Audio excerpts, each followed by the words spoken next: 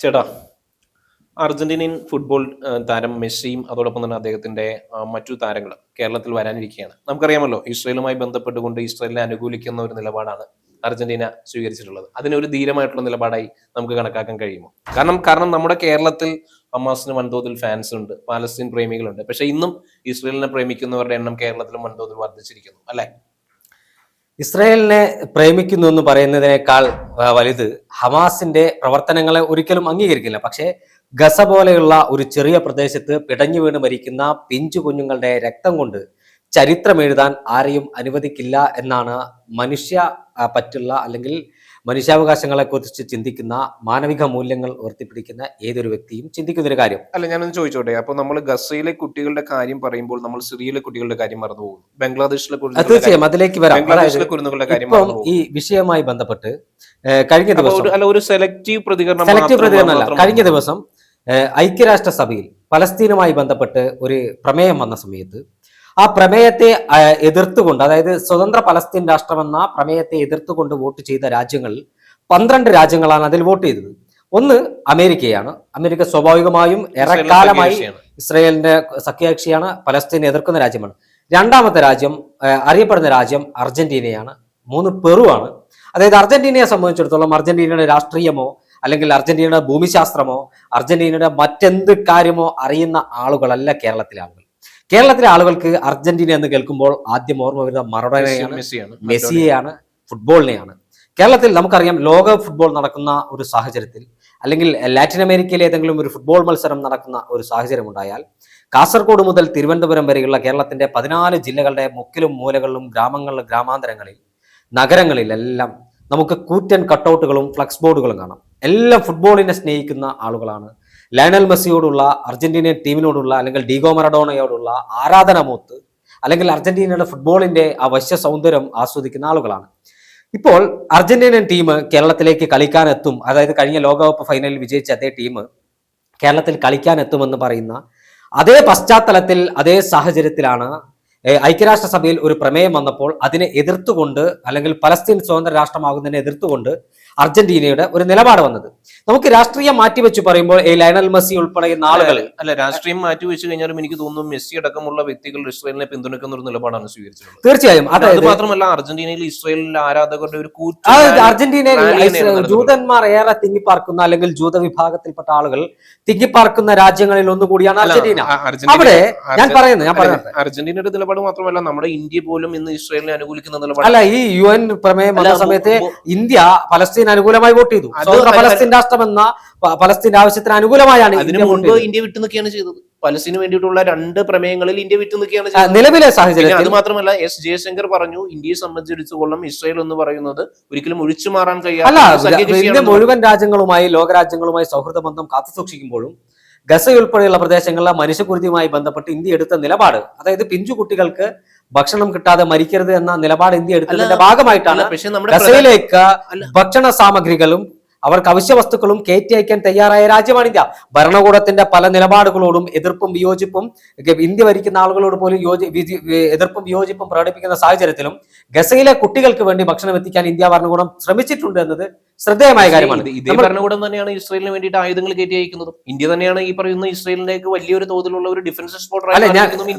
അത് 2 രാജ്യങ്ങൾ തമ്മിലുള്ള ആയുധ കരാറുമായി ബന്ധപ്പെട്ട വിഷയം. ആയുധങ്ങൾ കയറ്റുമതി ചെയ്തിട്ട്, ആയുധങ്ങൾ അയച്ചിട്ട് പിന്നെ ഇന്ത്യ ഭക്ഷണം എത്തിക്കുന്നു എന്ന് പറയുന്നതിൽ കാര്യമില്ല. അല്ല, ഗസയിലെ കുട്ടികൾക്ക്, അതായത് കുട്ടികളുടെ അവകാശങ്ങൾ സംരക്ഷിക്കാൻ തങ്ങൾ പ്രതിജ്ഞാബദ്ധമാണ് എന്ന നിലപാട് ഇന്ത്യ സ്വീകരിച്ചിട്ടുണ്ട്. അത് ലോകരാജ്യങ്ങൾക്ക് മുഴുവൻ മാതൃകയായ നിലപാടാണ്. അല്ല, അത് മാത്രമല്ല, ഒക്ടോബർ 7 ശേഷം നമ്മുടെ പ്രധാനമന്ത്രി വളരെ വികാരധീരമായി അദ്ദേഹം ഫേസ്ബുക്കിൽ രേഖപ്പെടുത്തിയത് India stands with the people of Israel എന്നുള്ളത് വളരെ വികാരധീരമായിട്ട് അദ്ദേഹം രേഖപ്പെടുത്തുകയാണ് ചെയ്തത്. അത് ആക്രമണവുമായി ബന്ധപ്പെട്ട വിഷയമാണ്. പക്ഷേ ഞാൻ പറയുന്നത് ഗസയിലെ പിഞ്ചു കുഞ്ഞുങ്ങൾ ഉൾപ്പെടെയുള്ള ആളുകളെ അതിക്രൂരമായി പട്ടിണിക്കിട്ട് കൊലപ്പെടുത്തുന്നു. അവർക്ക് ഭക്ഷണം കിട്ടുന്നില്ല, വെള്ളം കിട്ടുന്നില്ല, വസ്ത്രം കിട്ടുന്നില്ല, ആശുപത്രി സൗകര്യം കിട്ടുന്നില്ല, പാർപ്പിടങ്ങളില്ലാതെ ആകാശത്തിന് താഴെ മണ്ണിൽ ചൂടും തണുപ്പും വെയിലും മഴയുമേറ്റ് ഏത് നിമിഷവും മരണം മുഖാമുഖം കണ്ട്, അല്ലെങ്കിൽ ഇസ്രായേലിന്റെ റോക്കറ്റുകൾ തങ്ങളുടെ നെഞ്ച് തകർക്കുമെന്ന് ഏത് നിമിഷവും തങ്ങളുടെ നെഞ്ചു തകർക്കുമെന്ന് മരണം മാത്രം മുന്നിൽ കണ്ടുകൊണ്ട് ജീവിക്കുന്ന ആളുകൾക്ക് ഒരു ഐക്യദാർഢ്യം പ്രകടിപ്പിക്കാൻ ഇന്ത്യ തയ്യാറായിട്ടുണ്ട് എന്ന് പറയുമ്പോൾ അത് വലിയ കാര്യമാണ്. വീണ്ടും അർജന്റീനയിലേക്ക് വരുമ്പോൾ അർജന്റീനിയൻ ഫുട്ബോൾ ടീം കേരളത്തിലേക്ക് വരികയാണ്. ആ ഒരു പശ്ചാത്തലത്തിലാണ് ഇത്തരത്തിൽ ഐക്യരാഷ്ട്രസഭയിൽ അർജന്റീന എന്ന രാഷ്ട്രത്തലവൻ എടുത്ത നിലപാടുമായി ബന്ധപ്പെട്ട് വലിയ വിവാദം വരുന്നത്. ഒരു പക്ഷേ ഇത്തരത്തിൽ ഒരു വിവാദത്തിന് ഒരിട നൽകാത്ത ഒരു സാഹചര്യം ഉണ്ടാകുകയായിരുന്നു. കാരണം ലയണൽ മെസ്സിയെ പോലെയുള്ള കളിക്കാർക്കൊന്നും അവിടുത്തെ രാജ്യത്തിന്റെ നയതന്ത്ര കാര്യങ്ങൾ തീരുമാനിക്കുന്ന വിഷയത്തിൽ നേരിട്ടിടപെടാൻ കഴിയില്ല എന്ന് നമ്മൾക്കെല്ലാം വളരെ കൃത്യമായി അറിയാം. പക്ഷേ ഇത്തരത്തിൽ ഒരു നിലപാട് രാഷ്ട്രം സ്വീകരിക്കുമ്പോൾ രാഷ്ട്രത്തെ തള്ളിപ്പറയേണ്ട സാഹചര്യം ഉണ്ടായിരുന്നില്ല, അല്ലെങ്കിൽ രാഷ്ട്രമെടുത്ത നിലപാട് തെറ്റാണെന്ന് മെസ്സി പറയേണ്ട സാഹചര്യം ഉണ്ടായിരുന്നില്ല. അങ്ങനെയൊന്നും അദ്ദേഹം പറയേണ്ടായിരുന്നല്ലോ. അദ്ദേഹം ആകെ പറയേണ്ടത് ഗസയിൽ പിടഞ്ഞു വീണ മക്കൾക്കൊപ്പം താൻ ഉണ്ട് എന്ന് ഒരുപാട് ചാരിറ്റി പ്രവർത്തനം ചെയ്യുന്ന വ്യക്തിയാണ് ലയണൽ മെസ്സി. ആ ഒരു പശ്ചാത്തലത്തിൽ അത്തരമൊരു നിലപാട് അദ്ദേഹം സ്വീകരിച്ചിരുന്നെങ്കിൽ ആ നിലപാടിന് വലിയ തരത്തിലുള്ള കയ്യടി ലഭിക്കുമായിരുന്നു എന്ന് മാത്രമല്ല, ആ നിലപാടിനെ നെഞ്ചോട് ചേർത്ത് ലോകമെമ്പാടുമുള്ള ഫുട്ബോൾ പ്രേമികൾ സ്വീകരിക്കുമായിരുന്നു. പ്രത്യേകിച്ച് കേരളത്തിലെ അർജന്റീനയുടെ ആരാധകരുടെ ശക്തി എത്രത്തോളം ഉണ്ട്, അല്ലെങ്കിൽ അർജന്റീനയ്ക്ക് കേരളത്തിലെ അർജന്റീനയെ ആരാധിക്കുന്ന ആളുകൾ എത്രത്തോളം ഉണ്ട്, അർജന്റീനിയൻ ഫുട്ബോൾ ഫെഡറേഷന് പോലും വ്യക്തമായ കാര്യമാണ്. കാരണം കഴിഞ്ഞ ലോകകപ്പ് സമയത്ത് കേരളത്തിലെ ഫാൻ ബേസിന്റെ പോരാട്ടങ്ങൾ നോക്കിക്കണ്ട ഒരു ഫെഡറേഷനാണ് അവർ.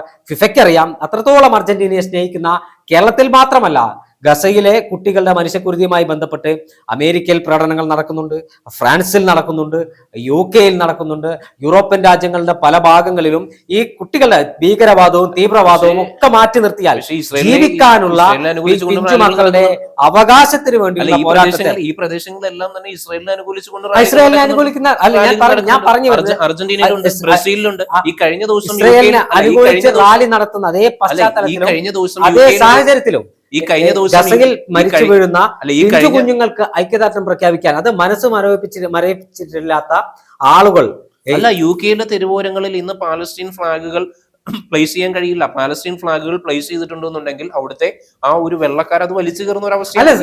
ഞാൻ പറഞ്ഞത് ഇസ്രായേലിന് അനുകൂലമായി നിലപാടെടുക്കുന്ന രാജ്യങ്ങൾക്കകത്ത് പോലും ഗസയിലെ കുട്ടികൾക്ക് നമ്മൾ അത്ര മാത്രമേ പറയുള്ളൂ. അതായത് ഇറാനിൽ പോലും ഇസ്രായേൽ അനുകൂല പ്രകടനം നടന്നിട്ടുണ്ട്. ഇറാനിൽ പോലും നമ്മൾ കാണുന്നത് ഇസ്രായേൽ അനുകൂല ജൂത വിഭാഗത്തിന്റെ നേതൃത്വത്തിൽ നടത്തിയിട്ടില്ല ഞാൻ പറഞ്ഞില്ല. പക്ഷെ ഞാൻ പറഞ്ഞത് എന്ത് അനുകൂല പ്രകടനം നടത്തുന്ന പശ്ചാത്തലത്തിലും മറുഭാഗത്ത് ചെറിയ പിഞ്ചു കുട്ടികളുടെ ജീവിക്കാനുള്ള അവകാശത്തെ ആര് കവർന്നെടുത്താലും അത് പ്രതിഷേധാർഹമാണ് എന്ന കാര്യത്തിൽ ഒരു തർക്കവുമില്ല. അതിനെയാണ് നമ്മൾ എതിർക്കുന്നത്. അതായത് പലസ്തീൻ നടത്തുന്ന അല്ലെങ്കിൽ ഇസ്രായേൽ നടത്തുന്ന അതിക്രമത്തെയോ ഇസ്രായേൽ പലസ്തീനിൽ നടക്കുന്ന അതിക്രമത്തെയോ ഒന്നും നമ്മൾ അംഗീകരിക്കുന്നില്ല. പക്ഷേ ഗസയിലെ പിഞ്ചു കുഞ്ഞുങ്ങൾക്ക് നീതി വേണം. കാരണം ഒന്നും അറിയാത്ത ഓർമ്മ വെക്കാത്ത കുട്ടികൾ പോലും മരിച്ചു വീഴുന്ന ഒരു പശ്ചാത്തലത്തിലാണ് അർജന്റീന ഇത്തരം ഒരു നിലപാടെടുത്തത്. അർജന്റീനൻ രാഷ്ട്രത്തിന്റെ നിലപാടിനെ ചോദ്യം ചെയ്യുന്ന അവസരത്തിൽ ഈ നിലപാടിനെതിരെ ഒരു ചെറുവിലനക്കി താൻ ആ കുഞ്ഞുങ്ങൾക്ക് ഐക്യദാർഢ്യം പ്രഖ്യാപിക്കുന്നതെന്ന് മെസ്സി പറഞ്ഞാൽ തീരാവുന്ന അങ്ങനെ അദ്ദേഹം പറഞ്ഞിട്ടില്ല എന്ന് മാത്രമല്ല. അങ്ങനെ അദ്ദേഹം പറയില്ല. കാരണം എന്താണെന്ന് പറഞ്ഞാൽ അദ്ദേഹം ഒരു ഇസ്രായേലിനെ അനുകൂലിക്കുന്ന വ്യക്തിയാണ്. ബെഞ്ചമിൻ നെതന്യാഹുവിന്റെ ഒപ്പം തന്നെ അദ്ദേഹം വെസ്റ്റേൺ മാൾ സന്ദർശിച്ചിട്ടുണ്ട്, ഇസ്രായേലിനെ സന്ദർശിച്ചിട്ടുണ്ട്. ഇസ്രായേലിനെ അനുകൂലിക്കുന്ന ഒരു വ്യക്തിയുടെ ഭാഗത്ത് നിന്നുകൊണ്ട് പാലസ്തീനെ അനുകൂലിക്കുന്ന പശ്ചാത്തലത്തിലാണ് ഒരു വാക്ക് നമുക്ക് പ്രതീക്ഷിക്കാൻ കഴിയും. ഓരോ വ്യക്തികൾക്കും അവരുടേതായ നിലപാടുകളുണ്ട്, സ്വീകരിക്കാനുള്ള അവകാശം. പക്ഷെ നമ്മുടെ പ്രതികരണം എന്ന് പറയുന്നത് ഈ പറയുന്ന നമ്മുടെ ഈ അടക്കമുള്ള നമ്മുടെ നാട്ടിലുള്ള വ്യക്തികളുടെ പ്രതികരണം എന്ന് പറയുന്നത് കുട്ടികളുടെ ചോര കൊണ്ട് ഗസയിൽ പൂക്കളം സൃഷ്ടിക്കുന്ന ആളുകൾക്കെതിരെയുള്ള ഒരു പ്രതിഷേധമാണ് ലോകമെമ്പാടുമുള്ള ആളുകൾ, മനുഷ്യസ്നേഹികളായ ആളുകൾ തീർക്കുന്നത്.